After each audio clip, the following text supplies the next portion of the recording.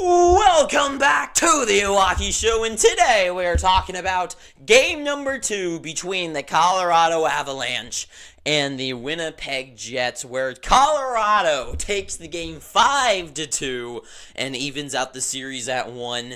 And this is the kind of game that I was worried about, because everyone and their brother, everyone and their mother, everyone and their father was freaking out that the Jets won that game 7-6. Even Spit and Chicklets was like, boys, we're like, their number one thing is what he said and blah blah blah, and they're looking killer. And then they lose the game 5-2, and not just 5-2, because I was worried about this, because think about this. Colorado, number 1 team in offense this season, packed with Nathan MacKinnon and Mikko Rantanen and Cale Makar. Cale Makar, in my opinion, is already the best defenseman of all time, especially offensive defenseman. You can say Bobby Orr or whatever, right? But I think if you really want to be for real, you want to compare actual skill and talent between Cale Makar and Bobby Orr. Cale Makar is going to beat the hell if those two were in their prime on the ice at the same time. Makar is out-skating that boy every time. But they have him, Devon Taves. They've got all these killer pieces like Nichushkin. You keep going. Guys like Casey Middlestat are good pieces, right? Lehkonen. And you just keep going down the good additions of like Parise to the lineup. And Colorado has a killer offense. And it's everything else after that that kind of worries me. But the offense is not the issue. And Ross Colton, Miles Wood, like hell, I can just keep going down the list. The Avs' offense is not the issue. Winnipeg's is the one that I question. And right now, can the Jets, my question going into this game was, can the offense keep rolling and keep outscoring a team like Colorado? Because apparently, according to this game, they are still picking the offensive battle, and you are not going to beat the team brimmed with the best offensive pieces, maybe, depending on how you look at it, but especially at scoring, than Colorado, and especially if you're a team like the Winnipeg Jets, who just don't really have those pieces, especially playoff pieces. And we saw this game, 5-2 win for the Avalanche. Miles Wood gets, actually, that's incorrect. Miles Wood, whatever. Miles Wood gets on the board with his second goal of the series with a pretty bad goal, I gotta say. He gets on the board with just a lucky, well, not a lucky face-off win, but he just taps it. Hellebuck doesn't see it coming yet. Unfortunate goal for Hellebuck, right? But then Lehkonen's goal. Then things start to trickle down with Parise's goal, who then leads to Manson's big throw up the ice and then just goes down, beats Hellebuck.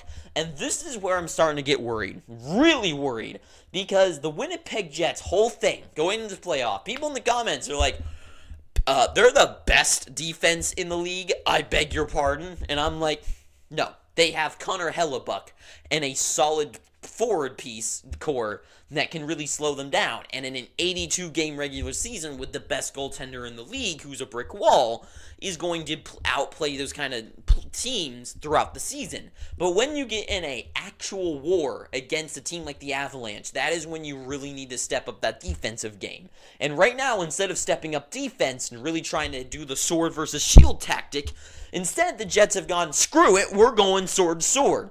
The issue is that the Avalanche's sword is about, like, the size of a room and is on fire and is made of diamond. And the Winnipeg Jets' sword is a rusty piece of wood.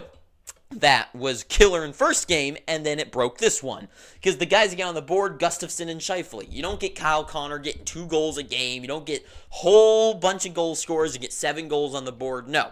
Because the Colorado Avalanche have good coaching who can adjust their plays. Georgiev isn't that big of a joke that everyone makes him out to be. He is a joke, and he isn't that best goaltender in the world or by any means. But this Colorado team, they've been there and won it. They have some good depth pieces and stepped up their game tonight to defend. And the Jets did the opposite. Because right now, the Jets, they've let in 11 goals in 2 games. Of course, they have scored 9 goals themselves, but they're playing an offensive battle. And they're going to lose against the Colorado Avalanche. That's just the case. They're not going to win the offensive war against Colorado. And Colorado, they played their game. They played solid, and they really changed up how they played from Game 1. Where Game 1, everything was all over the place. The Jets were really buzzing. The barn was going. This game, they really quieted the audience. They really shut down Winnipeg, and they were running the game. And they were just playing solid. Cale Makar, who can just travel up the ice and just start the play in the offensive zone. The way they can turn things around, and the depth pieces going out there. Parise had a really good game. And, yeah, it's just they played a solid game where they just kept pressuring and pressuring and pressuring. And that was the biggest thing. And you saw that with the Parise goal where Connor Hellebuck goes behind the net and he's going to play the play and then poke-checked away from behind. And the forecheck of Colorado just kept killing the Jets, especially in that second period. They just, every time the Jets just went in their own zone, forecheck. Guy was on someone, kept turning the puck over. Once Devon Toews was that close to having that a big chance right in the middle, just missed the puck. Could have made the game, well, at the time it wasn't 5-2, but you get what I mean. Could have made an extra goal on the board. And it's just they kept forechecking, and the offense and the skill and the speed, and especially the depth pieces now with guys like Wood and Ross Colton, who are more of those kind of 200-foot game guys who are going in with not so much skilled sticks, but more like the fight sticks, you know? And I don't know if that makes any sense to anyone. But Colorado's game really showed here, where they're going to pressure and out-pressure, and really the name of the game is onslaught, murder them. Because they just keep shoving it down their throat, and that's what they did, and they kept doing it, and they score 5 goals out of it from a plethora of pieces around the lineup, from a defenseman to bottom liners to top liners. They get the goals on the board this game. And the Winnipeg Jets just had no answer. And for me, right now, I'm going to talk about that in a second, but the Jets need to turn on the defense. They need to turn onto a more conservative, more boring style of game. Because if they want to fight fire with fire, the Avalanche are made of magma. They're just going to overpower that and melt whatever's making the Winnipeg Jets fire. Like, it is impossible for them to win that battle, and they need to play defensive. The Jets, I like it. You need to pressure and you need to be fast, but you can do that defensively as well. Need to be conservative, send one guy in there, have the 1-2-2 system or 1-3-1, back the guys out of the play, and let one guy just cause the mayhem and cause them to trap in the neutral zone, turn the puck around, and then set up in the offensive zone. Because you know Georgiev and the defense of the Avalanche is their issue.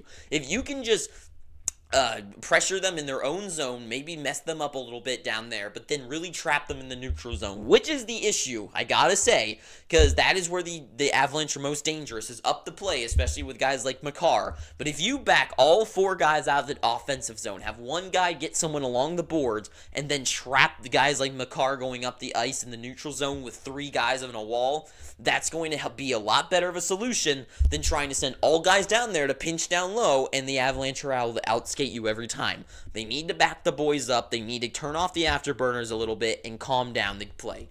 Because especially since you have Hellebuck back there. Because it's not just that they need to shut them down in the neutral zone, even though that would be huge. But as long as they keep them to the outside, they need to keep them to the outside and let Hellebuck eat those pucks from the sides, right? Not every one of these goals, but Wood's goal, right off the face-off, boom, in the back of the net. I know Hellebuck didn't see it. It's a bad goal, whatever.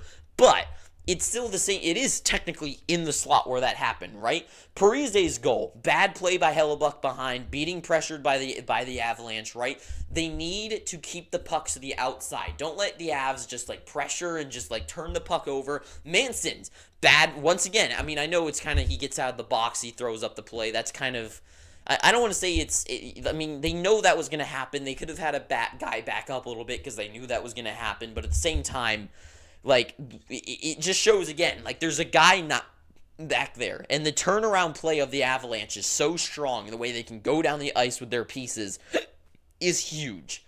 And they just aren't slowing them down. They aren't slowing down the Avalanche. I definitely thought that the Avalanche were a lot more physical. And that's the one way you beat skill, right? That's the number one thing coaches will tell you if you're playing hockey, is that if a guy's faster than you, if a guy's more skilled than you, You play defense and you take out the body, right? If a guy's coming at you with the puck, right, and he's going faster than your back skate is, right, what do? You stick your puck out and you put your stick in out there to try to mess up him playing with the puck. And then once he watch his head, watch where his body's going, and then boom, run into him, right? That's how you slow down the play. And right now the Jets aren't doing that. Right now they're trying to outskate them, and they're not going to do that against the Avalanche. And really, I really like the Avs right now. They are the best home team. They're the best home team in the NHL this season, and they're going home off of a hot win after 2 games scoring a bunch of goals. They're going home to the hottest barn. They're going home with the hottest home player in Nathan MacKinnon, and they are coming off a win. This scares me for the Jets, and everyone's overhype of them is going to get shut down again, because I do feel like this is going to be a win for the Avalanche. Game 2, I feel like Winnipeg does tie it up, and I think it will be a 2-2 series after the first 4 games. But right now, I see this series, I think it really rests to me where Winnipeg adjusts, because especially at home against it, if they can beat them at home would be huge. But that's what scares me, and I don't really know if their coach is the type of guy who's going to really make those adjustments, because I feel like we didn't see those adjustments a lot with his last team, and I don't know. I'm really worried that the Jets aren't going to play smarter, and that's what the playoffs are. It's about playing smart, playing hard, and right now the Jets aren't playing that hard, and they were shut down by a playing harder team who is more skilled. And that's not to say that I have no hope for the Jets. The Jets played a fine game. They weren't like some pansies. They weren't some pushovers. They weren't just a bunch of pylons on the ice this game. But they did not look like a type of team that can take down Colorado. And that is where I worry. So really, to me, it rests in Game 3. How do they adjust? Do they adjust for Game 3? I don't know, and I want to see. So that is all I got to say. So thank you for watching. If you made it this far, please, I'm begging you, please subscribe. Please, I'm just, if you did anything today, if you do anything, for 1, hug someone you like, and 2, subscribe. That's all I gotta say. So thank you for watching this. Too sweet. Have an amazing day, and ta-ta for now.